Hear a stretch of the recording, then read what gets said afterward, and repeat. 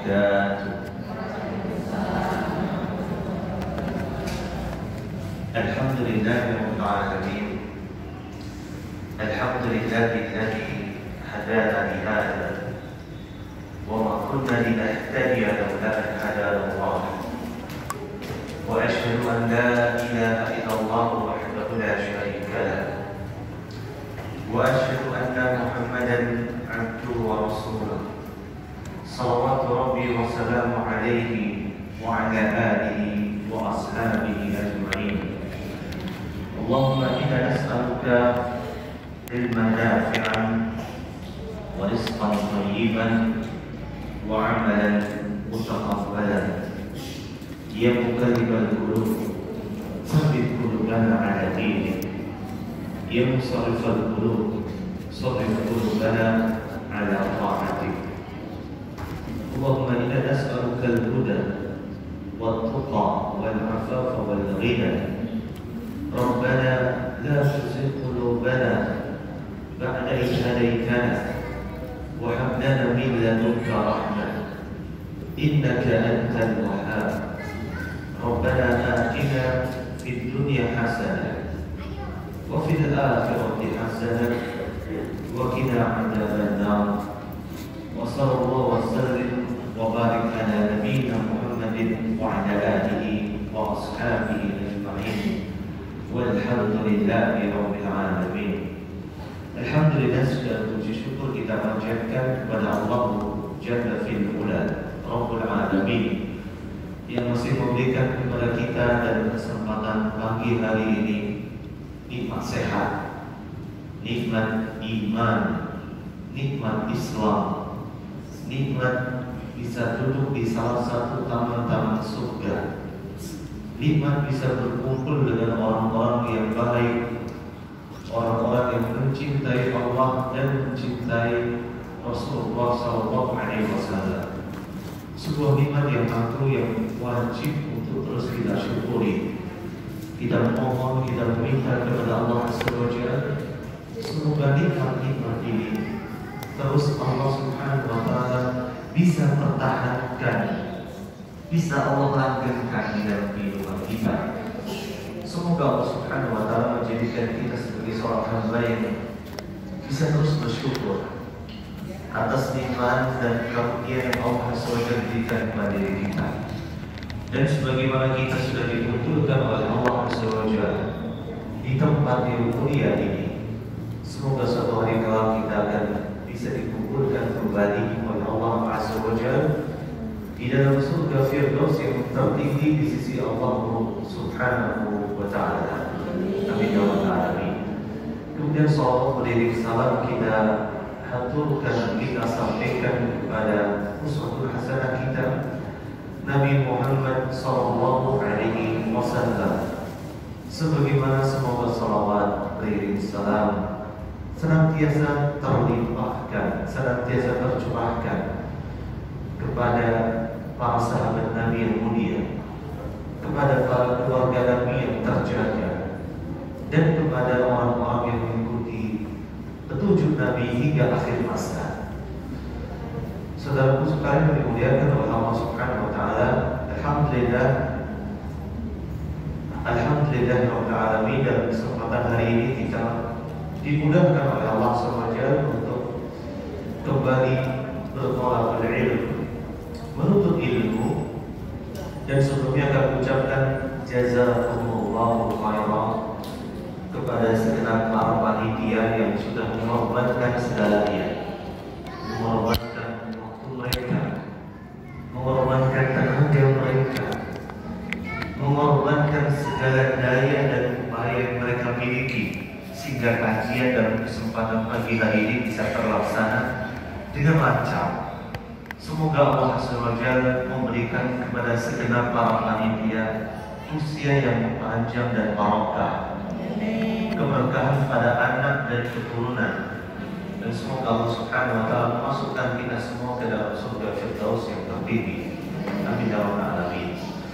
Saudaraku sekalian dimuliakan oleh Allah Subhanahu wa Ta'ala, tema yang akan kita angkat dalam kesempatan pagi hari ini adalah bagaimana cara mengunci hati suami.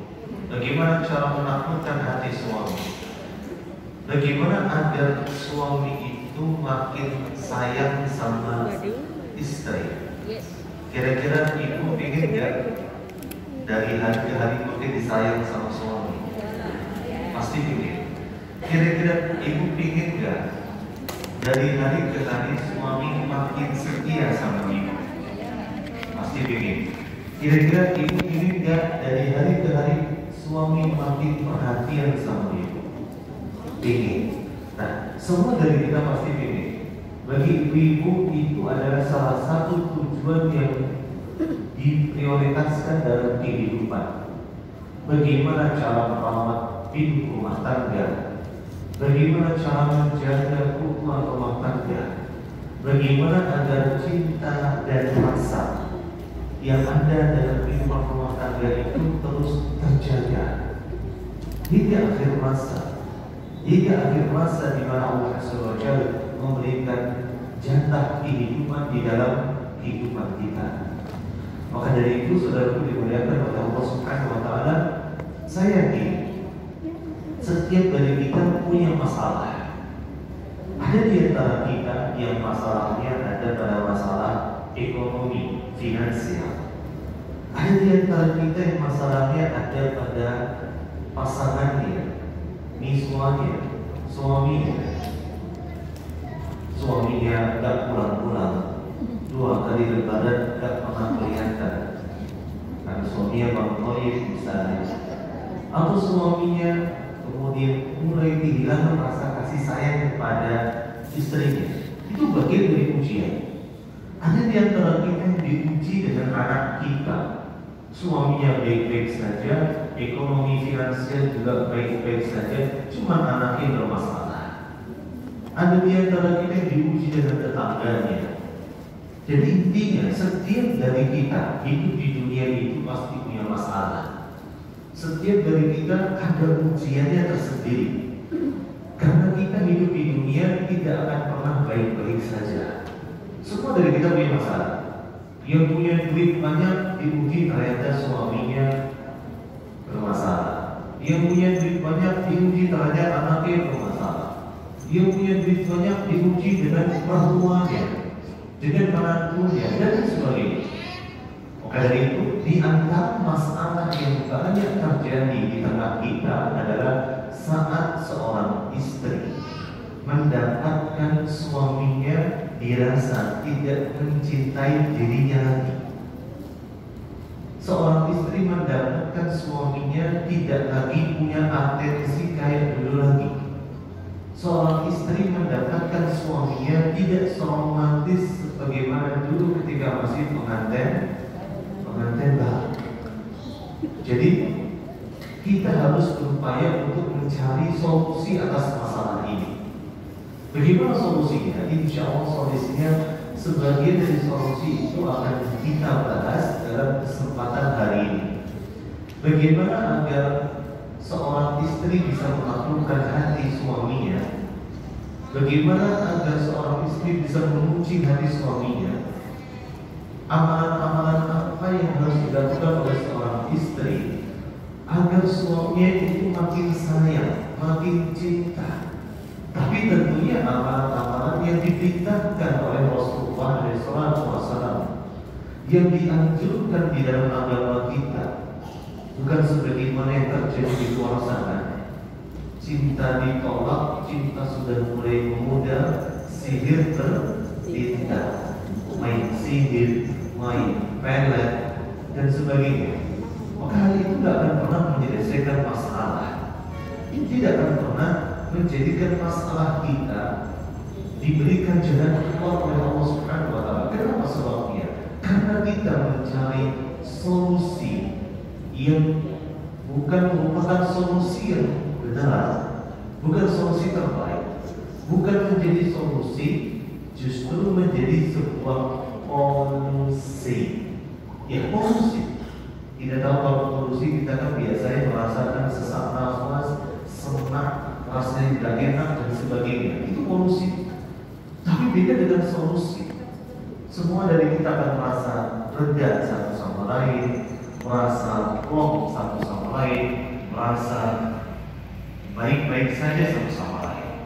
Maka dari itu, saudaraku yang dimuliakan oleh Allah Subhanahu wa Ta'ala, bagaimana caranya kira-kira agar suaminya ibu-ibu itu makin sayang sama ibu, makin perhatian sama ibu, makin punya atensi sama ibu? Maka sebelum kita membahas permasalahan ini, ada satu hal yang ingin saya sampaikan terkait dengan fondasi dasar yang akan bisa menyelesaikan semua masalah yang terjadi di antara ibu-ibu, di antara anak-anak. Masalah saat suami sudah mulai kehilangan cintanya sama istrinya, hilang romantismenya sama istrinya. Ada satu fondasi yang ditekankan dalam Islam. Kalau fondasi ini bisa kita pahami dengan baik, insya Allah kaidah-kaidah yang saya berikan, langkah-langkah yang kami utarakan, dan amalan-amalan yang kami sarankan itu bisa diaplikasikan dengan sempurna.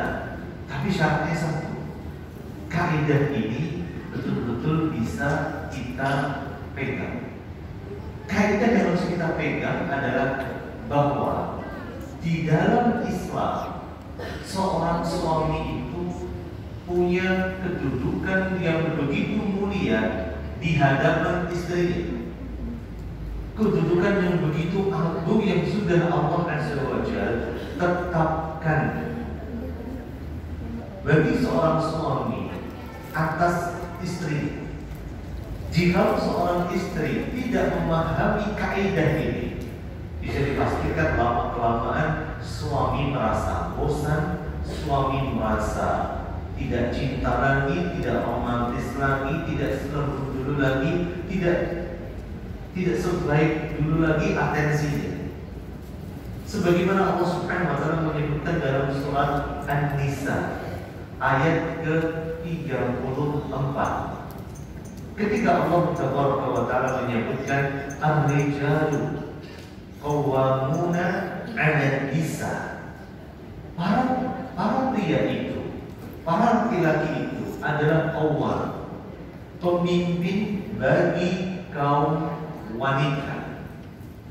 Ada sebuah kata yang harus kita garis bawahi di sini, dikasih stabilo warna merah.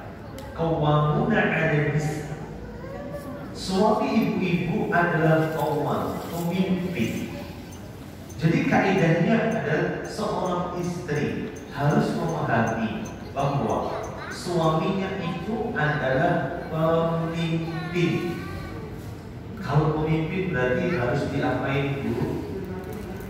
Dihormati, poin pertama. Yang kedua, dihargai. Yang kedua, yang ketiga,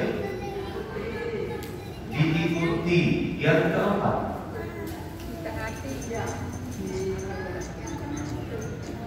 kok gak ada yang bilang dicintai? Bagaimana suami ibu akan cinta sama ibu kalau ibu gak cinta sama suami? Jangan-jangan gak cinta lagi, masih cinta sama suami gak? Masih cinta, dicintai, ditaati, dan sebagainya. Itu adalah sosok pemimpin. Ar-rijal qawwamuna 'ala nisa. Inilah kemudian fondasi yang selama ini banyak hilang di tengah kaum wanita. Kesadaran bahwa suaminya adalah qawwam, suaminya adalah pemimpin yang harus ditaati, dihargai, dihormati, disayangi, dikasihi, dicintai, didengarkan pendapatnya. Jadi kalau ibu-ibu punya usaha, punya bisnis, ibu menjalankan bisnis misalnya, walaupun ibu-ibu punya pendapatan sendiri dan mungkin pendapatannya ibu-ibu ini lebih gede daripada gaji suami, maka ibu-ibu harus tetap menempatkan suami sebagai pemimpin, menghormati, dihormati, dihargai, bukan karena mentang-mentang gaji seorang istri lebih tinggi daripada gaji suaminya, lalu seorang istri berlaku seenaknya sendiri. sebiru apapun darah seorang istri. Kok biru? Jadi darah biru. Sebiru apapun darah seorang istri wajib menghargai sosok pemimpin di dalam rumah tangganya, itu suaminya. Walaupun suaminya hanya berdarah merah, istrinya berdarah biru, tetap wajib menempatkan suami sebagai seorang pemimpin. Setinggi apapun derajat ibu-ibu sekalian, ketika seorang wanita menikah dengan seorang pria dari kalangan biasa-biasa saja, bahkan dari kalangan rakyat jelata, ketika seorang ibu yang berasal dari golongan bintang 5 harus menikah dengan seorang pria dari golongan kaki 5. Bintang 5 ke kaki 5 kan mau cacat di bawah, ya kan? Bintang 5 harus loncat ke bintang 4, bintang 3, bintang 2, bintang 1, kelas melati, kaki 1, kaki 2, kaki 3, kaki 4, kaki 5. Sudah berapa derajat, sudah berapa lapis ini? Jadi walaupun ibu berasal dari kalangan bintang 5, menikah dengan seorang pria dari kalangan kaki 5, maka wajib menempatkan suami ibu dalam posisi sebagai seorang pemimpin. Kalau kaidah ini gak bisa dipegang, udah alamat bahwa kaidah-kaidah yang akan kita sebutkan akan semakin sulit untuk diterapkan. Sebagai contoh, kalau ibu bekerja di sebuah instansi atau ibu punya perusahaan, punya suatu lapangan pekerjaan, lalu ibu kemudian punya bawahan di tempat usaha tersebut, lalu bawahan yang sudah ibu gaji, sudah ibu kasih fasilitas, mereka tidak mau menuruti perkataan ibu. Kalau boleh saya bertanya, bagaimana perasaan ibu sekalian? Sakit gak gitu? Oh dasar langsung diuletin, dasar karyawan gak tahu diuntung gitu. Dulu kamu tak selamatkan dari comberan, naik derajat, naik tingkat. Semua disebutkan, semua kebaikan yang sudah diberikan dikeluarin semuanya. Makmur sudah pahalanya. Nah, itulah gambaran. Sama juga dengan seorang suami. Dia sebagai seorang pemimpin, tetapi ternyata di rumahnya ada dualisme kepemimpinan. Sampai anak itu bingung mau dengerin omongan papa atau mau dengerin omongan mama. Jadi dia bingung. Akhirnya gak didengerin dua-duanya, kabur dari rumah. Nasallallahu salam.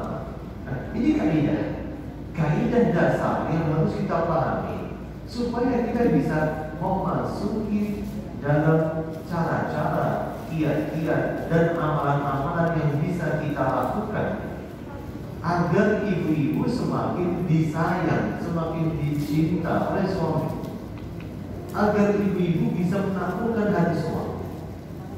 Maka saudara dimuliakan oleh Allah Subhanahu wa Ta'ala, inilah besarnya hak seorang suami yang telah Allah takdirkan dan Allah tuliskan di atas pundak seorang istri. Sampai-sampai Nabi kita Muhammad SAW al-Mustafa pernah menyebutkan, "Lau kuntu amiran ahadan," seandainya aku memerintahkan seseorang an yasjuda di ahadin, untuk bersujud kepada seseorang yang lain, kata Rasulullah SAW, "La amartu nisa," sungguh aku akan memerintahkan seorang wanita an yasjuda di aswajihin, untuk bersujud kepada suaminya. Seandainya boleh seorang manusia bersujud kepada manusia yang lain, tapi kenyataannya manusia tidak boleh bersujud kepada manusia yang lain. Sujud itu adalah ibadah wajib, kita hanya khususkan kepada Allah Subhanahu wa Ta'ala. Tidak boleh kita bersujud kepada selain Allah Subhanahu wa Ta'ala sebagai wujud sujud kita yang dalam bentuk ibadah. Sujud ibadah tidak boleh diberikan kepada selain Allah Subhanahu wa taala. Maka dari itu di sini ada sebuah gambaran yang sangat kuat, gambaran yang sangat jelas akan besarnya hak seorang suami yang harus diemban dan dipikul di atas pundak seorang istri. Tidak main-main. Maka dari itu, saudaraku dimuliakan oleh Allah Subhanahu wa taala, sampai-sampai dalam sebuah riwayat yang lain Rasulullah SAW menyebutkan betapa mudahnya, betapa gampangnya. Kalau anak kecil bilang betapa gampilnya. Oh, gampil. Betapa gampilnya seorang wanita itu masuk dalam surga. Artinya effortnya tidak berat, perjuangannya tidak besar. Untuk masuk dalam surga gampang. Cukup terpenuhi 4 syarat ini saja. Kata Rasulullah SAW al-Mustafa, "Idza shallatil mar'atu khamsaha." Kalau seorang wanita itu menjaga salat yang 5, wa shaumat syahraha, dan dia berpuasa di bulannya, di bulan Ramadan, wa hafizat farjaha, menjaga kemaluannya. Yang keempat, wa ata'at zawjaha wa ata'at ba'daha, dan dia mentaati suaminya, mentaati pasangannya. Kalau 4 ini dijaga, qilalaha, dikatakan kepadanya, udkhulil jannah, masuklah engkau ke dalam surga, min ayyi abwabil jannati syi'ti, masuklah engkau ke dalam surga dari pintu surga manapun yang kalian kehendaki. Subhanallah. Syaratnya cuma 4 saja. Yuk kita kupas satu-satu. Yang pertama, idza shallatil mar'atu khamsaha, kalau menjaga salat yang 5. Ini insya Allah masih mudah. Tapi kadang-kadang gak mudah juga bagi seorang wanita, terutama kalau mau ada acara kondangan. Sudah pakai bedak 5 lapis, pakai lipstick, pakai eyeshadow, pakai ini, pakai itu. Subhanallah, sampai temannya dia ketemu sama dia sudah gak kenali lagi. Ini teman saya apa ondel-ondel misalnya. Sampai temannya gak kenali. Kemudian sudah berdandan setengah jam sebelum waktu sholat maghrib. Habis kemudian selesai berdandan itu, subhanallah, masuk sholat maghrib. Sedangkan dia habis buang air, buang angin misalnya. Padahal ini acara nikahannya sampai jam 8 malam, jam 9 malam. Otomatis sholat maghribnya waktunya sudah hilang, sudah habis. Subhanallah. Sehingga tidak waktu sholat maghrib hanya gara-gara mempertahankan bedak, kalau orang Jawa bilang kubur gitu ya, yang ada di rumahnya. Bayangkan, mengorbankan sholat hanya untuk mempertahankan make up dan kosmetik yang menempel di wajahnya.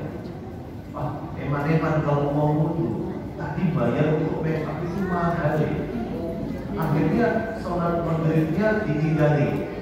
Nah, ini masalah. Atau kemudian yang banyak sekali kaum wanita itu lalai dan luput adalah ketika haid.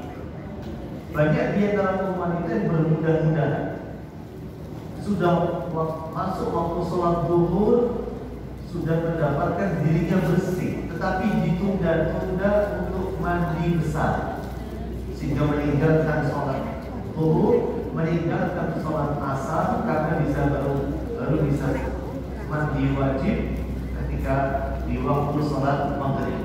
Tidak itu waktu sholat. Atau ketika seorang wanita habis melahirkan, nifas. Karena wanita ketika nifas itu berbeda-beda masanya. Para ulama memberikan batasan 40 hari. 40 hari itu batas maksimal wanita secara umum. Artinya kalau 10 hari saja nifas itu sudah selesai. wajib mandi besar dan wajib menunaikan kewajiban yang Allah wajibkan atas dirinya. Gak usah nunggu 40 hari. Nah, inilah kemudian celah-celah yang kita dapatkan banyak dilakukan oleh kaum wanita sehingga meninggalkan sholat yang 5 waktu ini. Tetapi secara umum menjaga sholat yang 5 masih merupakan perkara yang paling gampang daripada 4 perkara yang lainnya. Kemudian yang kedua, idza sholatil mar'atu khamsaha. Yang kedua, wa shamat syahraha, dan dia berpuasa di bulannya, di bulan Ramadan. Menjaga puasa Ramadan. Termasuk diantaranya banyak diantara kaum wanita yang mendapatkan ketika waktu sahur tiba, dia sudah mendapatkan, sudah bersih, sudah suci, tetapi belum mau bersuci sehingga hari itu gak puasa. Ini banyak terjadi. Yang menyebabkan seorang wanita itu tidak bisa berpuasa Ramadan padahal dia sudah wajib dan mampu berpuasa Ramadan. Atau ketika keluar dari bulan Ramadan, ketika di bulan Ramadan punya utang puasa 7 hari karena kedatangan tamu bulanan. Kemudian selepas Ramadan tidak segera membayar hutang tersebut sampai datang Ramadan berikutnya. Masya Allah. Maka ini termasuk bagian dari hal-hal di mana banyak di antara kaum wanita yang luput dari hal ini semua. Wa shamat syahraha. Kemudian yang ketiga, wa hafidhat farjaha, menjaga kemaluannya. Ini juga relatif lebih sulit dibandingkan dua yang pertama tadi. Menjaga kemaluannya, apalagi zaman sekarang, zaman di mana banyak sekali pintu-pintu perzinahan terbuka lebar. Banyak sekali pintu-pintu kemaksiatan bisa dilakukan dari manapun, kapanpun, dimanapun, oleh siapapun. Termasuk oleh orang yang berada di dalam rumahnya, tidak keluar dari rumahnya, berselingkuh dari dalam rumahnya. Nasallallahu salamah, semoga Allah menjaga kita semua, menjaga ibu sekalian dari namanya perselingkuhan. Amin ya rabbal alamin. Dia memang di dalam rumahnya tapi berselingkuh. Dia memang di dalam rumahnya tapi berzina dengan matanya, dengan lisannya, dengan telinganya, yang kemudian diakhiri dengan perzinahan yang sesungguhnya. Nah, ini yang ketiga, wafidhat farjah. Dan yang keempat, ini yang paling angel biasanya. Wa ata'at ba'daha wa ata'at zawjaha, mentaati suaminya. Banyak di antara ibu-ibu yang luar biasa solihahnya, Masya Allah. Rajin baca Quran, rajin ngaji, rajin sedekah, dan tidak sombong. Rajin puasa juga, Senin Kamis puasa, Daud bahkan. Menjaga kemaluannya, menjaga kehormatannya. Tetapi yang keempat ini subhanallah banyak yang dipuji dengan perkara yang keempat. Karena banyak alasan. Merasa mungkin pendapatan saya lebih gede daripada pendapatan suami, darah saya lebih biru daripada darahnya suami, kedudukan saya lebih mulia daripada kedudukan suami. Maka ada rasa enggan untuk mentaati suaminya. Hingga ketika suaminya capek pulang kerja dan mendapatkan istrinya juga di rumah lagi capek. Biasanya istri kalau di rumah kalau nggak bekerja kan biasanya rumusnya itu 3R: kasur, dapur, sumur. Walaupun cuma 3R, tapi kok kelihatannya nggak rampung-rampung ya. Dia menurutku, ya, habis nyuci jemur, habis jemur gosok, habis gosok masak, habis masak bersih, nyapu, ngepel, habis ngepel dari dek yang bocor. Semua dikerjain dari A sampai Z, dari kasur, dari dapur sampai sumur. Sehingga ketika suaminya pulang dalam keadaan capek, istrinya juga dalam keadaan capek. Bu, Ni, Sai, Jin, Bun, Zal, tolong dong buatin kopi. Karena capek istri kemudian mengatakan, oh Pak, kopi. Kesel. Nah, lihatlah, banyak di antara para istri yang memang betul saleh, rajin sholat, rajin ngaji, rajin puasa, senantiasa menyelesaikan pekerjaan rumah tangganya, tetapi diuji oleh Allah Subhanahu wa Ta'ala dengan perkara yang keempat, tidak mudah memang. Maka dari itulah saudara-saudari yang dimuliakan oleh Allah Subhanahu wa Ta'ala, kalau kita bisa kumpulkan ini semua, empat ini semua, qila laha udkhulil jannah min ayyi abwabil jannati syi'ti. Maka dikatakan kepada dirinya, masuklah ke dalam surga dari pintu manapun yang kau kehendaki. Enakkah kira-kira? Enak. Orang puasa Bu itu cuma bisa masuk lewat satu pintu royal. Tapi seorang wanita bisa bebas memilih dari pintu manapun yang dia maui kalau dia bisa kumpulkan empat perkara ini di dalam kehidupannya. Subhanallah. Jadi kira-kira gampang atau mudah perempuan masuk surga Bu? Gampang. Harusnya gampang. Teorinya gampang. Prakteknya ya, gak ada yang susah Ibu. Yang ada adalah butuh diperjuangkan, butuh diniatkan, butuh diupayakan, butuh diusahakan, butuh diikhtiarkan, dan butuh dibantu dengan doa-doa yang saleh. Maka dari itu, sebelum saya masuk ke poin-poin itu, saya doakan kepada ibu-ibu semua, dari yang depan sampai belakang, dari kanan sampai kiri, dari ujung sana sampai ujung sini, ujung sana sampai ujung sana. Saya doakan semuanya. Semoga Allah Subhanahu wa Ta'ala menjadikan yang hadir dalam kesempatan pagi hari ini dimudahkan oleh Allah Taala menjadi wanita-wanita yang salihah. Semoga yang hadir dalam kesempatan pagi hari ini, baik secara online maupun offline, dimudahkan dan senantiasa mendapatkan bimbingan dari Allah Taala untuk menjadi sosok wanita-wanita yang senantiasa dirindukan oleh para suami-suami kami dalam alamin, dan semoga sebagaimana ibu sekalian sudah dikumpulkan oleh Allah Subhanahu wa Ta'ala dengan para suami-suami ibu sekalian di dalam kehidupan kembali. Semoga ibu kembali dikumpulkan oleh Allah Subhanahu wa Ta'ala di dalam surga Firdaus yang tertinggi di sisi Allah Subhanahu wa Ta'ala bersama dengan suami dan anak-anak yang tercinta. Amin ya rabbal alamin. Saudaraku sekalian dimuliakan oleh Allah Subhanahu wa Ta'ala. Lalu bagaimana langkah-langkahnya supaya suami makin sayang sama ibu, supaya ibu bisa memuji hati suami? Nah, mulai kita akan masuk kepada langkah-langkah real. Langkah real yang pertama.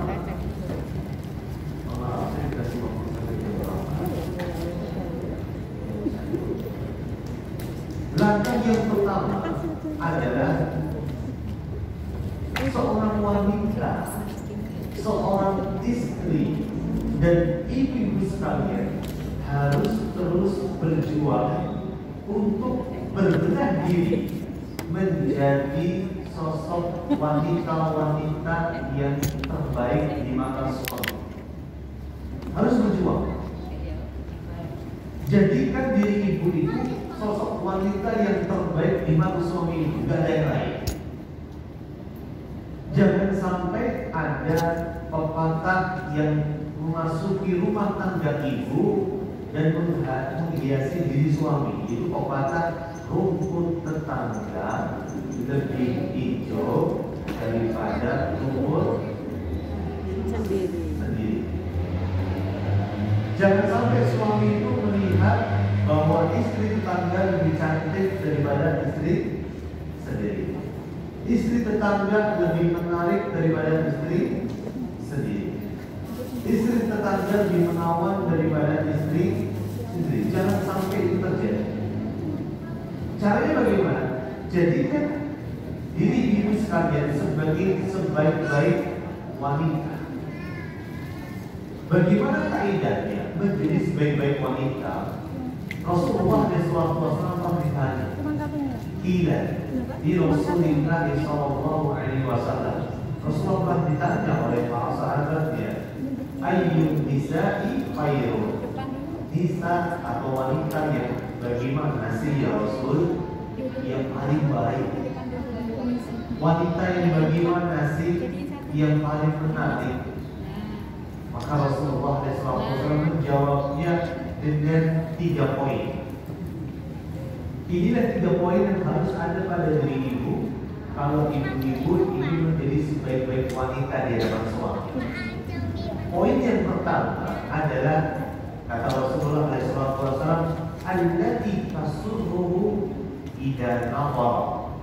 Seorang wanita yang membuat suaminya itu merasa bahagia di saat seorang suami memandang dirinya. Ya.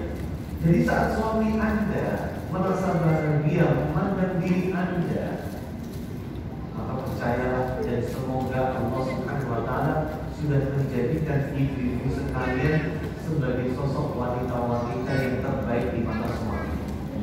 Caranya bagaimana? Caranya senantiasa menampakkan wajah yang berseri-seri di hadapan suami. Gampang gak Bu? Oh betul perjuangan. Kadang-kadang kita lihat wajah punya masalah sama tukang sayur dibawa-bawa kepada suaminya. Gara-gara uang 500 perak beli belanja tukang sayur 9.500. Ibu bayar 10.000, 500 yang dibalikin. Tukang sayurnya entah lupa atau pura-pura lupa. Dan ibu juga mau menagih gak enak karena banyak tetangga di situ masa 500 ditagih misalnya. Tapi masalah itu udah dibawa ke rumah. Dilipet-lipet wajahnya ketika datang suami seolah-olah ibu lagi bertemu dengan tukang sayur itu. Gimana perasaan suami ibu kira-kira? Pulang kerja gak punya salah, gak punya dosa, tahu-tahu ketemu suaminya wajahnya sudah dilipet-lipet. Ternyata usut punya usut, tadi punya masalah sama tukang sayur. Jadi apapun masalah yang ada dalam diri kita, misalnya, jangan pernah dibawa-bawa saat kita atau ibu ketemu dengan suami. Atau ketika pengajian, alhamdulillah jazakumullah khair, di semua peserta insya Allah dapat snack semuanya. Nah, ketika pengajian misalnya, kok ketika masuk panitia lupa ngasih snack? Pernah ada kejadian kayak gitu? Pernah dialami? Yang lain dapat snack, kok aku nggak dapat snack ya? Jadi pulang pengajian bodohnya luar biasa. Begitu dijemput sama suami, telepon pengajian dan rampung, kemudian dijemput suami dari rumah sakit JTH Tampiran sampai rumah, ya belum beli panitia pengajian. Iya panitia pengajian nggak profesional. Masa sampai ada zamannya nggak dapat snack misalnya. Sampai kemudian suami juga nggak merasa nyaman. Ini kenapa kok bisa itu? Pulang pengajian harusnya makin solehat, makin nampak inner beauty-nya, malah marah-marah, bodoh dan sebagainya. Nah, jadi yang pertama adalah hanya kita suruh tidak nampak. Itu wanita yang nampak menyenangkan kalau dilihat. Nampak menyenangkan kalau dilihat itu nggak harus cantik, nggak harus glowing. Tapi kecantikan yang sesungguhnya kecantikan yang ada di dalam dada. Pernah nggak ibu-ibu mendapatkan ada wanita cantik, jelita, menawan, menjadi wanita yang paling cantik sedunia. Wajahnya glowing, tetapi mukanya nggak enak dilihat. Pernah lihat? Banyak. Tapi pernah lihat nggak ada wanita black sweet, boro-boro glowing black sweet, hitam legam, tapi enak dilihat. Pernah lihat? Artinya apa? Cantik itu bukan kita sedang bicara tentang seberapa glowing wajah kita, seberapa sering kita pakaikan skincare di wajah kita. Tidak. Tetapi kecantikan yang hakiki adalah saat seseorang itu punya yang namanya, kalau orang-orang di luar bilang, inner beauty. Kecantikan yang ada dalam diri kita. Saat kita tersenyum, saat kita mudah memaafkan, saat kita mau bersalaman dan berjabat tangan dengan orang lain, saat kita tidak berkurang durja, saat kita dengan mudah mengucapkan terima kasih, syukran, jazakumullahu khairan. Karena banyak di antara orang yang katanya di luar cantik, tetapi attitude-nya nggak ada. Sikapnya luar biasa, rusak. Maka subhanallah, saudara dimuliakan pada Allah subhanahu wa ta'ala. Di sini Rasul tidak mengatakan wanita yang paling baik itu adalah yang paling cantik, yang pernah. Tetapi dikatakan Anda kita suruh tidak apa. Yang ketika suami memandangnya, suami merasa ada perasaan surur, bahagia. Dan bahagianya itu tidak didapat dari wanita yang lain. Mohon maaf ya, tanpa merendahkan para wanita-wanita sekalian. Kalau boleh jujur ya, ditanyakan kepada para suami, lebih cantik mana, istri yang di rumah atau wanita yang di luar sana? Pasti kalau bicara cantik, banyak orang lebih cantik daripada para istri yang ada di rumah di mata seorang suami. Tetapi bagi seorang suami yang bisa membahagiakan dirinya secara hakikatnya hanya seorang istri. Ya. Kalau misalnya kita melihat ada wanita cantik banget, istrinya orang, secantik apapun wanita itu bukan milik kita, itu bukan punya kita. Maka dari itu dalam Islam kita diberitakan untuk ghadul basar, untuk menundukkan pandangan. Buat apa kita melihat sesuatu, menikmati sesuatu yang sesuatu itu bukan punya kita, bukan milik kita. Nah, maka dari itu saudara dimuliakan oleh Allah Subhanahu wa ta'ala. Ketika seorang wanita ini bisa menampakkan dan bisa menjadikan bahwa dirinya adalah sosok yang terbaik di mata suaminya, maka di saat yang samalah kemudian seorang suami akan mendapatkan bahwa ternyata istri saya, pasangan saya adalah sosok yang patut mendapatkan limpaan dan curahan cinta dan rasa dari diri. Jadi kuncinya ada kita suruh tidak apa. Wanita yang enak dipandang, sedang dipandang, tidak peduli seberapa hitamnya kulit kalian, tidak seberapa peduli seberapa banyak jerawat yang ada di wajah istri. Tapi kalau enak dilihat, maka suami akan suka dan tertambat dan tertawa hati. Ini yang pertama. Kata Rasulullah SAW yang kedua, wa tuti'uhu idza amara. Yang mentaati suaminya kalau diperintah sama suami. Yang ketiga adalah wala tukhalifuhu fi nafsiha wa maliha. Dan yang ketiga adalah yang tidak menyelisih suaminya pada dirinya dan pada hartanya. Nah, ini tiga hal yang harus ada pada sosok wanita yang terbaik. Kalau mau jadi wanita yang terbaik adalah kunci yang paling utama adalah jadilah sebaik-baik wanita. Karena hakikatnya wanita ini kunci surganya adalah ada pada diri suaminya. Pernah suatu hari seorang sahabat yang mulia Al-Husayn bin Mihsan, bibinya datang kepada Rasulullah SAW. Kemudian Rasulullah bertanya kepada bibinya tadi, ada tu zaujin anti, apakah engkau orang yang punya suami? Kata Rasulullah. Maka bibinya mengatakan na'am. Maka kemudian Rasulullah bertanya lagi, kaifa anti lahu, bagaimana kedudukanmu di hadapan suamimu? Maka pada saat itu bibinya mengatakan, ma'aluhu illa ma'ajistu anhu, sungguh aku mentaati semua perintah-perintahnya kecuali perintah yang tidak mampu aku kerjakan. Ya, semua yang diperintahkan suaminya ditaati kecuali yang tidak mampu dikerjakan. Maka pada situ Rasulullah mengatakan, fanduri aina anti minhu, lihatlah kedudukanmu pada diri suamimu, fa innahu jannatuki aw naruki, karena suamimu itu adalah pintu surgamu atau suamimu bisa menjadi pintu neraka.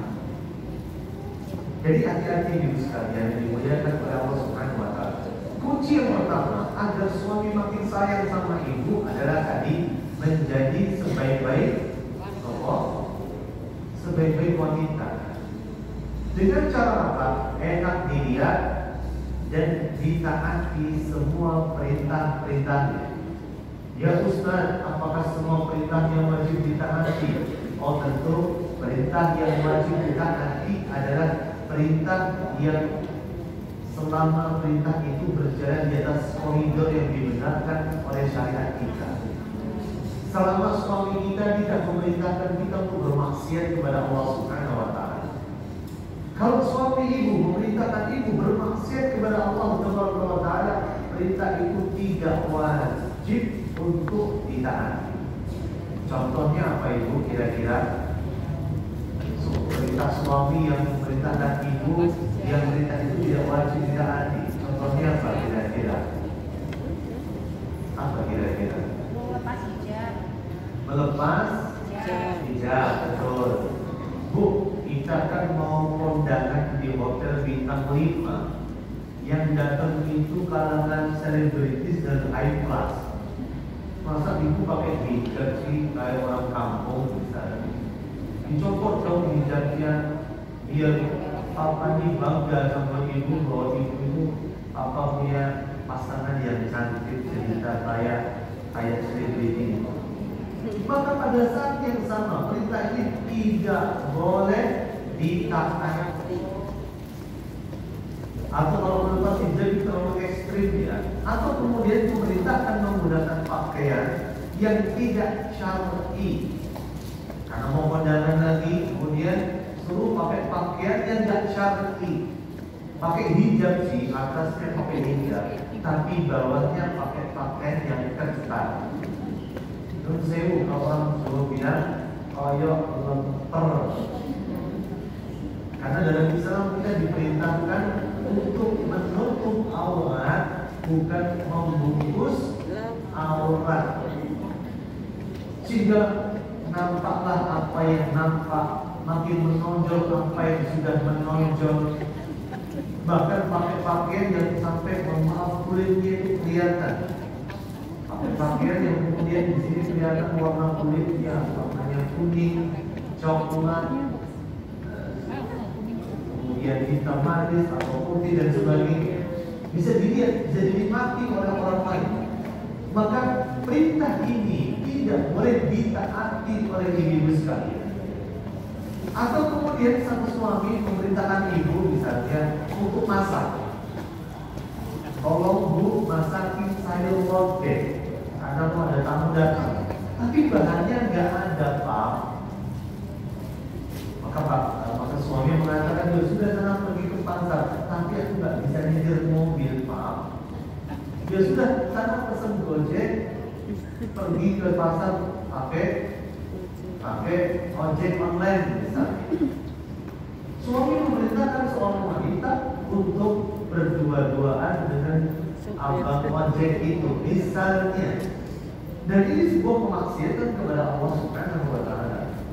Walaupun kemudian gak pegang perutnya Abang Gojek, hanya pegang pedal belakangnya sepeda motornya Abang Gojek tadi, maka pada hakikatnya ini bagian dari pelanggaran syariat kita. Dan ini tidak boleh ditaati oleh seorang istri. Nah, ini poin yang pertama yang harus dipegang oleh seorang wanita. Bagaimana agar suami makin sayang kepada istrinya? Yang pertama adalah jadikan diri ibu itu sebagai sosok orang dan wanita yang terbaik. Nah, kemudian tips yang kedua, agar suami ibu semakin sayang sama ibu, agar ibu itu bisa mengunci hati suami ibu dan bisa menaklukkan hati suami ibu. Yang kedua adalah jadikan rumah ibu sebagai istananya ibu sekalian. Istananya ibu sekalian. Maka dari itu ada pepatah yang mengatakan baiti jannati, rumahku adalah surga. Baiti jannati. Atau kemudian orang barat mengatakan home sweet home. Orang barat saja bisa bedakan mana home, mana house. Kalau house itu fisik bangunannya, kalau home itu suasananya. Jadi kalau ibu ingin disayang sama suami ibu, bisa menaklukkan dari suami, jadikan rumah ibu itu sebagai istananya ibu sekalian. Artinya seorang putri, seorang permaisuri itu banyak tinggal di dalam istananya. Kalau dulu pas zaman pandemi ada istilah stay at home. Atau kalau kita lihat di simpang Ringrun Manggo itu ada gambar pura-pura, ada tulisannya no. Kalian lihat? Ada gambar pura-pura itu pas pojok Ringrun itu. Kalau belok kiri ke arah Alasan, belok kanan kita ke arah Kejati. Ada gambar pura-pura besar, ada tulisan NOW, now, name, Y. Masya Allah. Ya, itu filosofi seorang wanita. Name, Y, stay at home. Jadikan rumahnya itu sebagai istana. Karena kemuliaan seorang wanita itu berbanding lurus dengan seberapa besar dia untuk menazimi rumahnya, seberapa betah dia di dalam rumahnya. Karena Allah Subhanahu wa Ta'ala sudah menegaskan dalam Al-Quran Al-Karim, wa qurna fi buyutikunna, dan tetaplah kalian wahai kaum wanita berada di dalam rumah-rumah kalian. Nah, kalau mau keluar rumah gimana? Kalau mau sholat, kalau mau ngaji, maka disebutkan dalam penggalan berikutnya, wala tabarrujna tabarrujal jahiliyatil ula. Boleh bagi kaum wanita untuk berangkat ngaji silakan, mau berangkat ke masjid silakan, tetapi kuncinya adalah wala tabarrujna. Janganlah kalian itu bertabarruj, janganlah kalian itu bersolek, berdandan sebagaimana tabarrujnya, bersoleknya dengan wanita-wanita zaman jahiliyah. Mereka wanita zaman jahiliyah, mereka sengaja menampakkan perhiasan mereka, menampakkan kemolekan tubuh mereka, menampakkan keindahan wajah mereka, keindahan pribadi mereka. Tidak pernah ditampakkan wanita itu sudah cantik kok, percaya. Gak ada wanita yang gak cantik, dia betul. Ya, masa wanita mau ganteng, dia takut di dalam. Semua wanita itu pasti cantik. Nah, kalau bicara cantik lah, kita baru bicara hukum tentang relativitas. Artinya relatif banget. Cantik menurut saya, belum cantik menurut dia. Cantik menurut dia, belum cantik menurut saya. Maka itu wanita itu hukum asal itu cantik. Tidak ada wanita yang gak cantik. Buktinya apa? kalau wanita itu nggak cantik, masa sih wanita itu bisa laku, bisa dapat suaminya? Tidaklah suami itu menikahi seorang istri pasti karena merasa istri itu cantik. Nah, wanita itu hukum asalnya cantik, dan wanita itu hukum asalnya adalah aurat. Maka Rasulullah mengatakan al-mar'atu auratun. Wanita itu adalah aurat. Idza kharajat, jika dia keluar dari rumahnya, istashrafaha asy-syaitan, maka syaitan akan menghiasi diri wanita itu. Jadi tidak usah didandani lah, keluar rumah saja itu sudah nampak cantik loh. Apalagi kalau sampai didandani, sampai pakai perhiasan begitu menarik perhatian, maka subhanallah. Ini kaidah yang harus dipegang oleh seorang wanita agar wanita itu menjadi sosok wanita yang semakin disayang oleh suaminya dari hari ke hari. Intinya adalah tidaklah seorang wanita keluar dari rumahnya kecuali setelah wanita itu mendapatkan izin, mendapatkan restu dari suaminya. Sampai-sampai Syekhul Islam Ibnu Taimiyah telah mengatakan tidak halal bagi seorang wanita untuk keluar dari rumahnya kecuali dengan seizin suaminya. Bila istri keluar tanpa izin suaminya, maka dia telah berbuat nusyus. Nusyus adalah perbuatan pembangkangan, keluarnya seorang wanita dari ketaatan suaminya. Nah, ini nusyus adalah bagian dari dosa. Dosa yang harus ditobati oleh seorang wanita. Maka dari itu saudaraku dimuliakan oleh Allah Subhanahu wa taala agar para suami-suami ibu makin sayang sama ibu. Kuncinya adalah ibu harus jadikan rumah ibu sebagai istana ibu sekalian. Kalaupun ibu mau keluar rumah, minta izin sama suami. Karena rumahnya suami itu adalah daerah otoritas suami, otoritas rumah. Seorang istri tidak boleh keluar dari rumah suaminya kecuali dengan izin suaminya, dengan ridho suaminya. Sebagai gambaran gampang, saya akan menceritakan sebuah kisah, dan saya hadiahkan kisah ini untuk ibu-ibu sekalian. Dahulu kala, kalau kita orang bilang ini, dahulu kala pada zaman Nabi Muhammad SAW. Oke, kalau saya katakan dahulu kala pada zaman Nabi Muhammad SAW, berarti kisah ini benar-benar terjadi. Kalau dahulu kala ada seekor kancil, sudah itu dongeng itu dalam bahasa Indonesia artinya adalah suatu cerita yang mengandung kebohongan. Itu namanya dongeng. Jadi pendongeng artinya pembuat, mendusta, pembohong.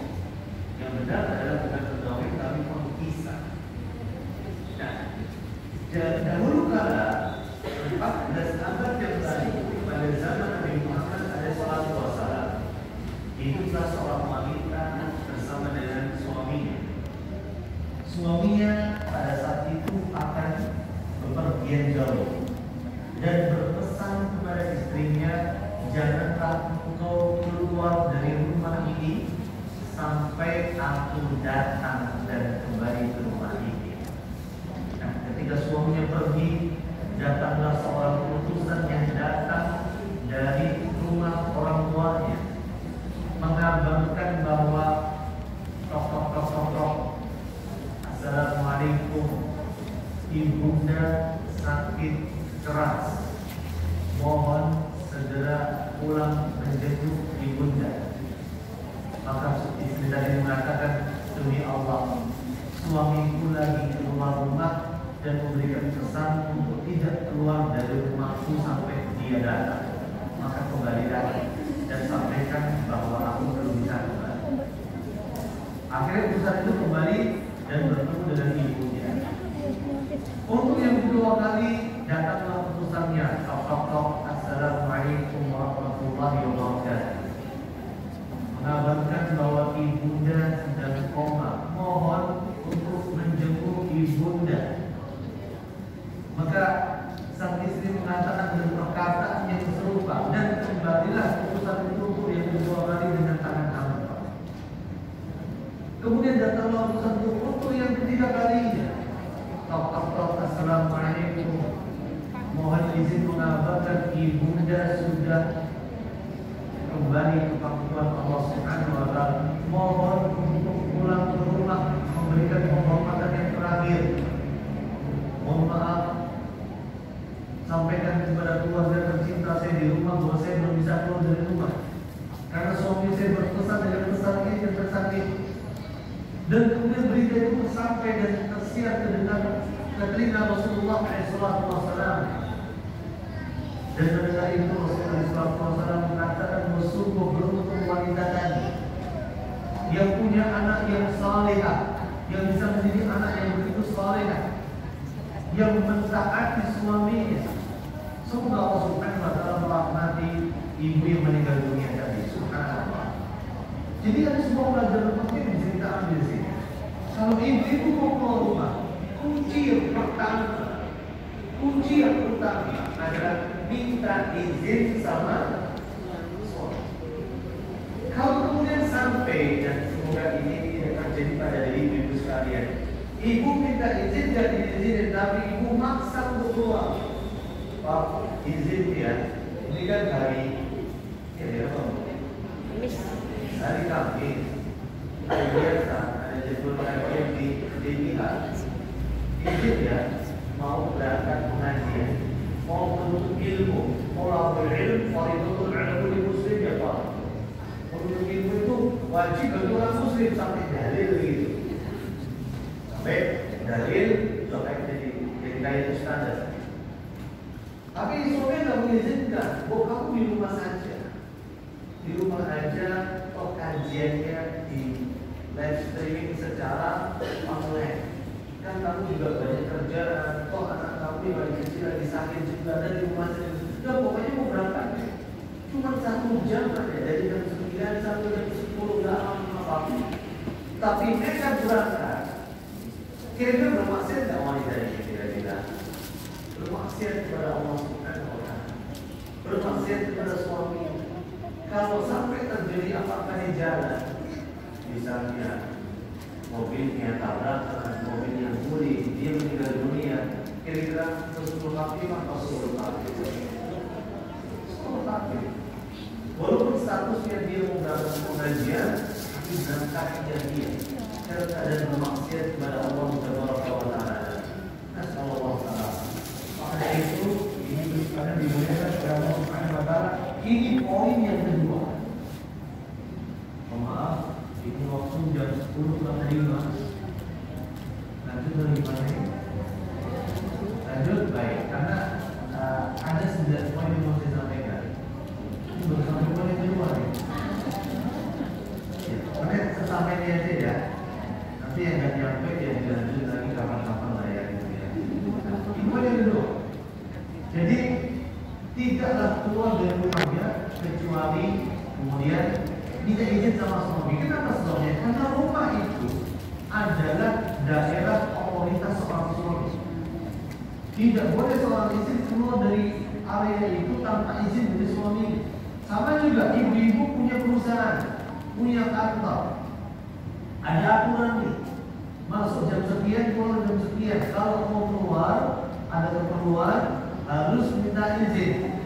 Kalau ada karyawan yang hobinya keluar masuk, yang pertama jemput sekolah, yang kedua kantor punya pengajian, yang ketiga jemput istrinya pengajian, yang keempat jemput istrinya sekolah. Keluar masuk kantor dan minta izin. Kira-kira ini berkenan nggak sama apa ini? Berkenan. Itulah yang dirasakan oleh suami-suami ibu. Kalau ibu dudus langsung masuk rumah, kemudian tanpa minta izin, tanpa kasih pemberitahuan pada suami. Nah, ini yang kedua. Agar suami ibu semakin sayang sama ibu, hargai otoritas suami ibu sebagai kepala rumah tangga. Caranya bagaimana? Ibu tetap berada dalam rumah ibu dan tidak kecuali dengan izin dari suami, dengan ridho dari suami. Nah, ini kedua. Yang ketiga, agar suami ibu itu semakin sayang sama ibu, agar ibu bisa menaklukkan hati suami ibu, yang ketiga adalah jangan pernah menolak ajakan suami dalam urusan ranjang, dalam urusan kasur. Kan tadi tidak ada 3 tugas besar istri dalam filosofi masyarakat Jawa, yaitu kasur, dapur, dan sumur. Yang pertama yang paling sensitif adalah jangan pernah menolak ajakan suami dalam masalah ranjang. Hadirin ibu sekalian, mungkin ketika pulang dari kantor, suami ibu mendapatkan ibu lagi sibuk masak di dapur. Tahu-tahu suami ibu memasak, mengajak ibu untuk masuk ke dalam kamar dan melakukan aktivitas di atas ranjang.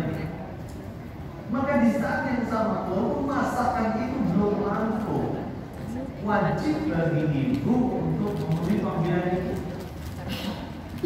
Karena mungkin di luar sana suami ibu melihat ada sosok wanita yang menawan hatinya, sehingga suami ibu yang soleh itu berupaya untuk meredam gejolak yang ada di dalam dadanya dan jiwanya supaya tidak bermaksiat lagi kepada Allah Subhanahu wa Ta'ala. Caranya langsung pulang ke rumah, mendatangi istrinya dan menyalurkan hasrat.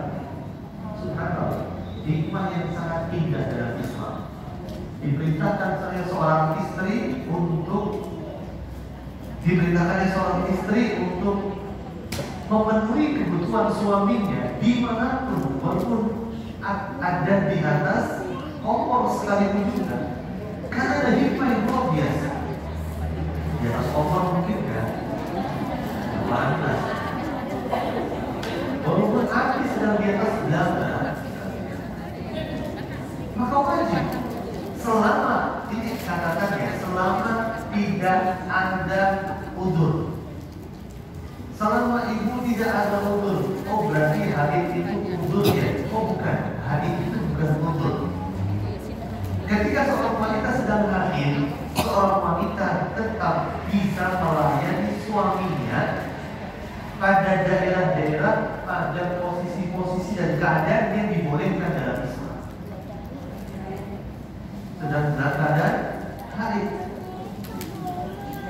masih tetap bisa melayani suaminya. Terkadang yang tidak dibolehkan kalau sedang dalam keadaan udzur, habis operasi misalnya, atau lagi sakit parah, lagi capek yang luar biasa, itu udzur boleh. Atau ibu sudah tidak mampu lagi melayani suami ibu. Ada tidak seperti itu? Ada. Pernah ada kasus pertanyaan yang masuk kepada kami, seorang wanita yang sudah tidak kuat sama suaminya. Kenapa sebabnya? Dalam satu hari minta dilayani minimal 5 kali, bahkan pernah 7, bahkan benar 10 kali, sampai dibawa ke dokter spesialis kulit dan kemaluan. Diputuskan bahwa ini ibu kehabisan cairan karena saking banyaknya intensitas tiap hari yang dia lakukan, sampai nggak kuat, ada yang mengalami seperti itu. Sampai suaminya kalau pas kerja rolasan waktu istirahat makan siang, pergi pulang ke rumah, minta dilayani sama istrinya, habis itu balik ke kantor. Nanti pulang kerja minta lagi, nanti mau tidur minta lagi, nanti tengah malam minta lagi, mau subuh minta lagi, mau ke kantor minta lagi. Subhanallah. Maka boleh bagi seorang istri untuk menolak itu kalau ada udzur. Maka dari itu Rasulullah menyebutkan idza da'a rajulu imra'atahu ila firashi. Kalau ada seorang pria, seorang suami yang mengajak istrinya di atas kasurnya dan seranjangnya, fa'abat an taji'a, tetapi istri tadi enggan untuk memenuhi keinginan suaminya, la'anatha malaika hatta tusbih, maka para malaikat akan melaknat wanita tadi sampai datangnya waktu subuh. Allah, ini gak main-main. Dan para ulama memberikan sebuah kaidah. Kalau dalam sebuah dosa, sebuah kemaksiatan ada disebut dengan kalimat laknat, berarti dosa itu termasuk kategori dosa besar. Dosa besar itu dosa yang gimana? Bukan dosa kaleng-kaleng, bukan dosa main-main. Maka kalau ibu ingin disayang sama suami, mohon urusan kasur, urusan ranjang dipenuhi dengan semaksimal mungkin. Dari perkara sensitif, supaya suami ibu tidak berpaling dari ibu, pastikan semua kebutuhannya lahir dan apalagi batin semuanya bisa dipenuhi oleh ibu. Ibaratnya ibu harus bisa menjadi palu gada. Palu gada itu apa? Apa yang mau gua ada. Apa yang ada mau? Saya juga ada. Palu gada. Nah, ini yang ketiga.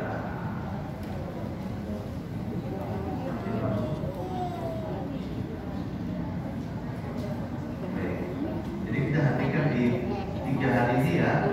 Insya Allah yang keempat, yang kelima, yang keenam, yang ketujuh, yang kedelapan, yang ke-9, insya Allah kita semoga dimudahkan oleh Allah Taala dilanjutkan dalam sesi yang lain, dan semoga Allah SWT memanjangkan usia kita dengan semua usaha kita. Kalau itu jaminan, insya Allah akan kita lanjutkan dengan sesi tanya jawab.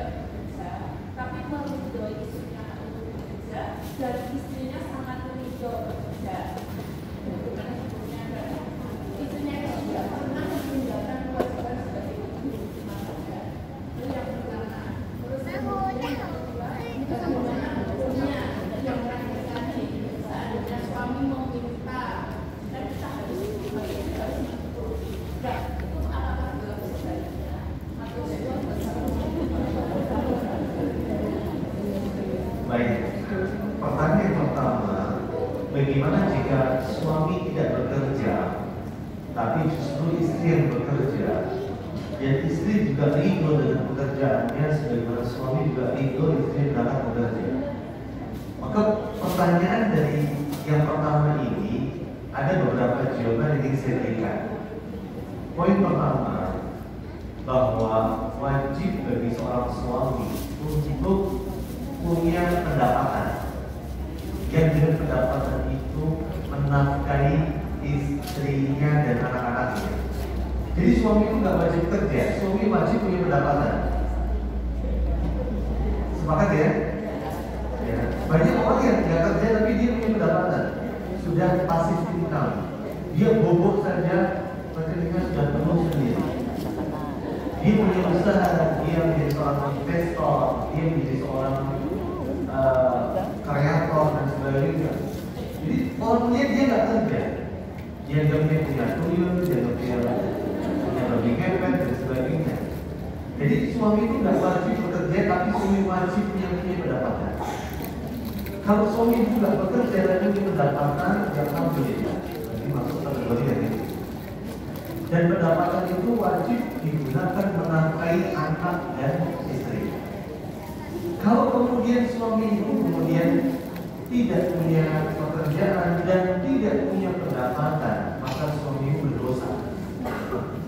Karena suami ibu adalah tulang punggung keluarga. Ar-rijalu qawwamuna 'ala nisa. Pria adalah pemimpin bagi kaum wanita. Kenapa? Sebab bima faddalallahu ba'dahum 'ala ba'd, karena Allah sudah tinggikan derajat mereka, wa bima anfaqu min amwalihim, karena mereka sudah menginfakkan harta mereka, dari pekerjaan mereka, dari pendapatan mereka.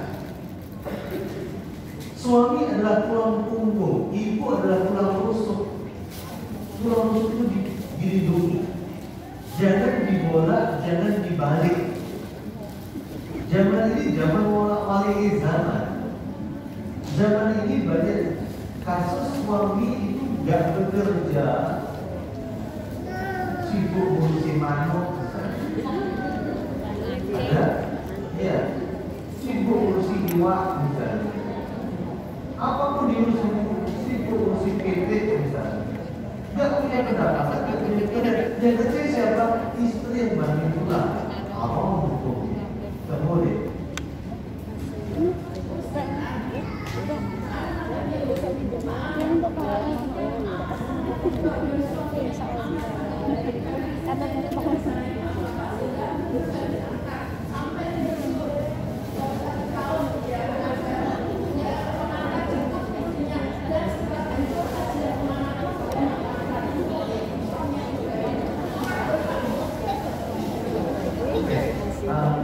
Saya mengatakan bahwa suami tadi tugas pemberian nafkah dan tugas suami. Artinya suami wajib punya pendapatan yang itu menafkahi anak dan istri. Karena tugas utama pemberian nafkah adalah ada di atas tugas suami. Kalau yang kedua, ini poin yang juga kita bahas adalah masalah minggu bekerja. Seorang wanita boleh bekerja, seorang wanita boleh punya pendapatan sendiri jikalau syarat-syaratnya terpenuhi. Di antaranya adalah yang pertama jelas keluarnya dengan keriduan suami. Ya, tadi suami sudah ridho, ini poinnya sudah terpenuhi yang pertama. Yang kedua, pekerjaannya itu tidak justru menjerumuskan seorang istri itu bermaksiat kepada Allah Subhanahu wa Ta'ala. Contoh bekerja yang mengharuskan seorang istri berdua-duaan dengan orang bukan mahram. Pekerjaan yang mengharuskan seorang istri memegang tubuh orang lain yang bukan mahram. Pekerjaan membuat seorang istri berikhtilaf dengan orang yang bukan mahram. Itu pekerjaan menjerumuskan seorang istri itu bermaksiat kepada Allah Subhanahu wa Ta'ala. Jadi ini jawaban untuk pertanyaan yang pertama. Yang pertama, kita hubungi dulu suami yang nggak bekerja, asal dia punya pendapatan nggak ada masalah. Yang kedua, bagaimana hukum istri bekerja? Silahkan bekerja selama syarat dan ketentuan dipenuhi semua ya.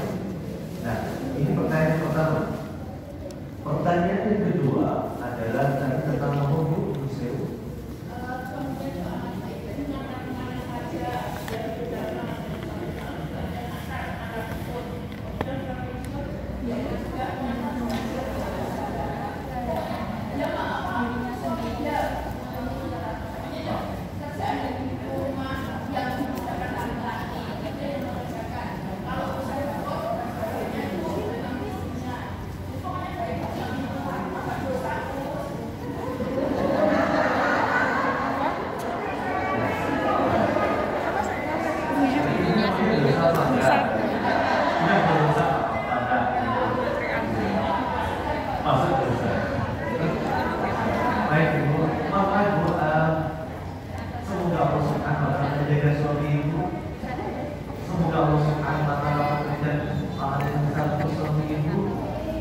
Dan semoga Allah Subhanahu wa Ta'ala mengumpulkan ibu dan suami ibu di dalam surga Firdaus sendiri di sisi Allah Subhanahu wa Ta'ala. Amin. Ya.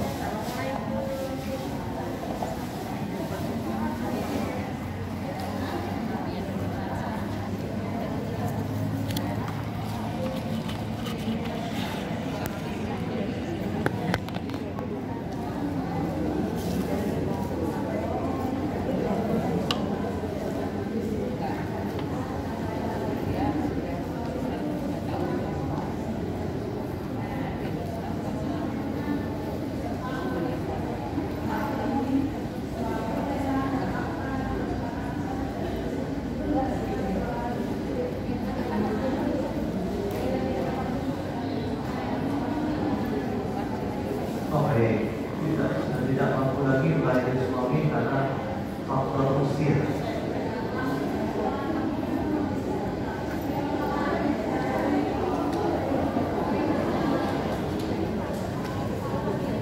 Baik, bismillahirrahmanirrahim. Ibu yang dimuliakan oleh Allah Subhanahu wa Ta'ala, ada sebuah kaidah yang ada dalam syariat Islam. Kaidah itu berbunyi la yukallifullahu nafsan illa wus'aha. Sesungguhnya Allah Subhanahu wa Ta'ala tidak pernah membebani seseorang kecuali dengan beban yang bisa ditanggung oleh orang tersebut. Kalau tadi ibu bertanya tentang bagaimana tentang urusan hubungan suami istri yang sudah tidak lagi mampu dilayani oleh ibu, tapi ibu tidak bisa seperti dulu lagi. Syukur Allah Subhanahu wa Ta'ala tahu. Allah tahu keadaan ibu ketika ibu menolak betul-betul karena ibu itu bukan karena enggan, bukan karena tak cinta, bukan karena tak sayang, bukan karena tak mau, tapi betul-betul karena capek. Maka silakan sampaikan kepada suami, dan mungkin ke depannya nanti perlu diatur ada suami maunya sepekan berapa kali, maaf, kemudian nanti kira-kira maunya di jam berapa, nanti bisa diatur sehingga ibu bisa bikin kesepakatan dengan suami, bisa mempersiapkan diri lebih baik lagi, sehingga mungkin nanti ibu juga bisa mempersiapkan secara fisik, berdandan dengan semenarik mungkin, dan juga ibu juga bisa mulai aktivitas di hari-hari di mana ada kesepakatan antara ibu dengan suami ibu. Itu solusi jalan tengahnya. Karena kalau kemudian orang sudah tua, biasanya memang ada keterbatasan yang Allah sudah berikan. Cepat capek, cepat letih, lelah. Maka itu bisa sampaikan kepada suami, bisa komunikasikan, dan semua Allah Subhanahu wa Ta'ala tidak membebani seseorang kecuali dengan beban yang bisa dia pikul. Kalau ibu tidak bisa pikul, ya insya Allah ibu tidak berdosa, asal ibu menyampaikan kepada suami supaya suami tidak berpikir dengan pikiran yang macam-macam. Tidak marah. Alhamdulillah, ibu bersyukur punya suami yang pengertian, bisa mengerti keadaan ibu. Semoga Allah jaga ibu dan suami ibu.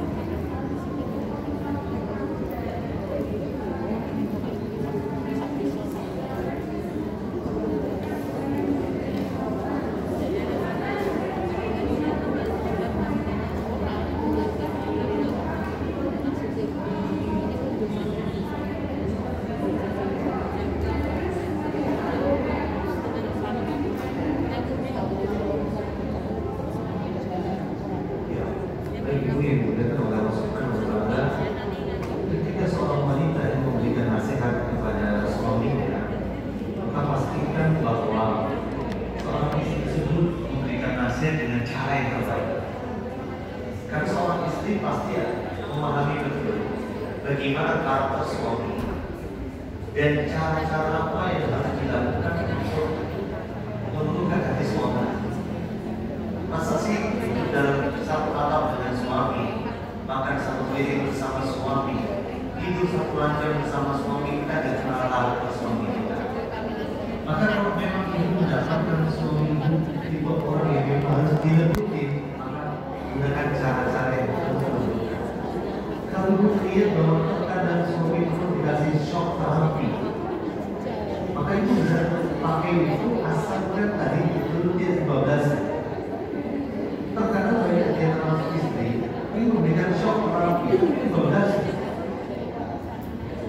itu wajib bagi seorang istri tetap menggunakan metode kelembutan sebagai hukum dasar dan penasihat suami. Jadi shock terapi ini dipakai untuk ketika suami dalam kondisi-kondisi tertentu misalnya, atau ibu melihat bahwa ini waktu yang tepat nih. Kan sebagaimana orang berbeda, kadang kita harus tarik, kadang harus urut. Sama juga kadang kita menjadi anak kita juga sama, kadang tarik, kadang ulur, kadang kita lembutin anak kita, kadang kita kasih shock terapi sama anak kita. Sama juga saat seorang istri bermuamalah dengan suaminya, hukum dasarnya adalah mensikapi suaminya dengan selembut mungkin, dan kemudian terkadang bisa memberikan shock terapi dengan harapan suaminya tersadarkan, dengan suaminya terterangkan, dan suaminya bisa kembali ke jalan yang benar yang diridhoi oleh Allah Subhanahu wa Ta'ala. Maka caranya bagaimana? Caranya adalah ibu harus terus belajar bagaimana cara mengelola rumah tangga, mengelola hubungan dengan suami dengan sebaik mungkin, dengan harapan bahwa apa yang dilakukan dengan suami ibu tetap berada dalam koridor yang diridhoi oleh Allah Subhanahu wa Ta'ala. Jadi harus terus belajar sehingga apa yang dilakukan juga tidak sampai menyakiti dan suami, tidak sampai merendahkan harkat dan martabat suami, tidak sampai suami merasa dihinakan, tidak merasa dihargai, tidak merasa dihormati dan sebagainya. Jadi teruslah belajar, semoga Allah meridhai upaya yang akan dilakukan para guru.